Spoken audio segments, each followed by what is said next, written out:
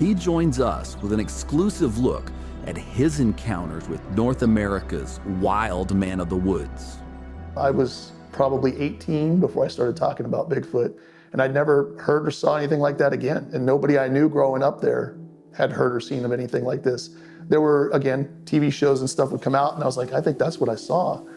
But, you know, all I did was have an interest in it. I didn't talk about my experience. I wouldn't say I was traumatized, but years went by. It wasn't until college when I was in California taking an anthropology class. I was pre-med at the time. I thought I was going to be a doctor. Then I took Dr. McKenna's class on Intro to Physical Anthropology, and he's talking about Gigantopithecus. He's talking about Bigfoot. And shortly thereafter, then I would read Dr. Krantz's book, Big Footprints. I would fly to Washington State, interview him and about his book at the time, and apply to grad school. Ended up switching as an undergrad into anthropology as a degree, finishing and doing a project on Bigfoot at the time. But I wasn't really doing anything with it after that first experience other than keeping it inside. Starting in college, then I started to pursue it kind of on a research level, books and whatnot. But then when I got to grad school and I got accepted to Washington State and became Dr. Krantz's TA, then I became very much more into the International Society of Cryptozoology, and Krantz was old, and he would send me out to investigate things with a topo map.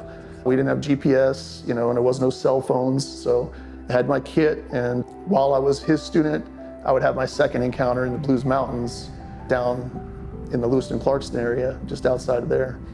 I'd had to stop and pull over because it was probably May, but it was a freak spring snowstorm. And so I was driving down one of these logging roads and I had to pull off because even though I was in a Honda, there was too much snow.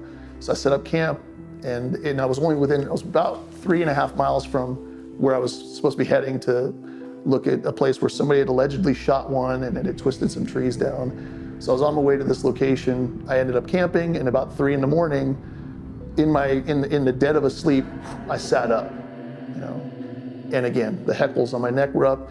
It was quiet out because it was a wet snow, real heavy wet snow. I unzipped the tent and I'm looking around and I don't hear anything. And again, it's that weird silence, but I didn't think of it as weird as the first time because now it's snowing. And if you've ever been in a heavy snow with heavy snow on the ground, the woods, everything kind of gets quiet. There wasn't much of a breeze. And at this point, 3 in the morning, like hours later, after I'd set up the camp, when the snow was coming down wet and heavy, it was now kind of petering out. There were breaks in the clouds.